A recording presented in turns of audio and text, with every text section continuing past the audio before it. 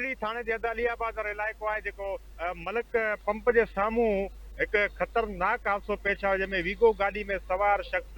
केतिरनि ई माण्हुनि जेको आहे पंहिंजे लपेट में आणे छॾियो, जंहिंमें ॿुधाए वञे थो त हादसे खां पोइ केतिरा ई माण्हू ज़ख़्मी थी पिया जिन खे सिविल अस्पताल मुंतक़िल कयो वियो, जंहिंमें इतला ते रेस्क्यू अमलदार जॾहिं त इलाइक़े वासी हुन खां अलावा पुलिस वाक़े हंधि पुॼी वई, जंहिंमें केतिरा माण्हू जेके ज़ख़्मी थिया जोके ॿुधायो त 3 कारूं आहिनि, मोटरसाइकिलूं आहिनि, उन्हनि जे मथां उहा गाॾी वीगो जेका गाॾी हुआ उनखे पंहिंजे लपेट में आणे छॾियो त उनखे जेके ज़ख़्मी हुआ उनखे अस्पताल मुंतक़िल कयो वियो रेस्क्यू जे अमलदारनि पारां, जंहिंमें हिन वक़्तु इहो ॿुधायो वञे थो त हुन में 2 ॼणा फौत थी चुका आहिनि, जिते 7 ॼणा उहे ज़ख़्मी थी पिया आहिनि। उहे अस्पताल में उन्हनि जो इलाज हलंदड़ आहे, जंहिंमें इन हादसे खां पोइ जेको आहे इलाइक़े वासी जेके आहिनि वॾे अंग में वाक़े हंधि पहुची विया, जिन जेको आहे वीगो गाॾी जेका आहे उनखे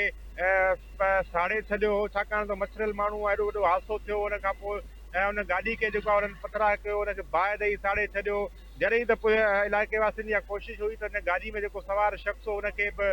जेको आहे साड़े बाहि में साड़े छॾिजे, पर पुलिस उन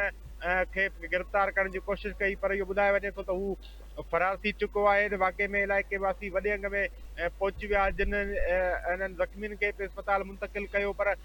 गॾोगॾु पुलिस जेका उहा बि वॾी नफ़री जेको आहे उहा साण करे हिते पहुतल हुई। एसएसपी शाज़ेब चाचड़ पंहिंजे पुलिस सां गॾिजी डीएसपी एसएचओ मुख़्तलिफ़ थाणनि जा जेके आहिनि एहलकार ॿिया वॾी नफ़री जेको आहे उन वाक़े हंधि पहुची वई, जंहिंखां पोइ सूरत हाल जेको आहे माहौल जेको उहो छिकताण वारो पैदा थी वियो, जंहिंमें इलाइक़े वासियुनि जेको आहे पुलिस ते पथराव कयो। इलाइक़े वासियुनि खां अलावा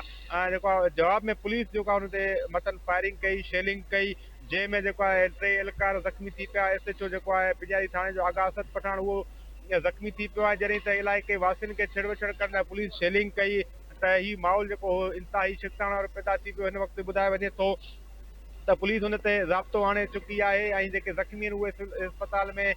इलाज हेठि आहिनि। इहो वाक़ियो कीअं थियो आहे उन हवाले सां पुलिस पंहिंजी जांच शुरू करे छॾी आहे। मुख़्तलिफ़ हंधनि तां सीसीटीवी कैमराउनि जी जेका आहे उहा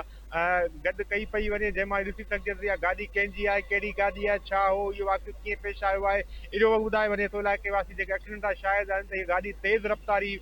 में हुई, जेका ड्राइवर जे कंट्रोल मां निकिती आहे, त आसपास में जेके पंधु वींदड़ माण्हू आहिनि उनजे मथां उहा चढ़ी वई आहे। जेके आसपास में जेका गाॾी जेके कारूं 3-4 कारूं ॿुधाई वञनि थियूं, मोटरसाइकिलूं आहिनि, हिकु रिक्शा आहे, उनखे पंहिंजी लपेट में आणे छॾियो, त ही हिकिड़ो ख़ौफ़नाक मंज़र हो जेको इलाइक़े वासी ॾिसण लाइ पहुता, पर इहो छिकताण वारो माहौल पैदा थी वियो। हिन पुलिस उन छिकताण वारे माहौल ते ज़ाब्तो आणे चुकी आहे ऐं इहे जेके आहिनि 2 ॼणा इन हादसे में जेके आहिनि अफ़सोसनाक हादसे में 2 ॼणा फौत थी चुका आहिनि, जंहिंमें एहसन ऐं राहुल ॿुधाए वञा जंहिंजा फौतनि जा नाला आहिनि, जिते 7 ॼणा उहे ज़ख़्मी थी पिया आहिनि। हिन वक़्तु जेके उहे सिविल अस्पताल में इलाज हेठि आहिनि ऐं हिन वक़्तु माहौल जेको छिकताण वारो उन ते पुलिस ज़ाब्तो आणे चुकी आहे। इन हवाले सां असांजो एसएसपी शाज़ेब चाचड़ सां राब्तो थियो आहे, हुन ॿुधायो आहे त हिन वाक़े में जेके मुलज़ जवाबदार आहिनि उनखे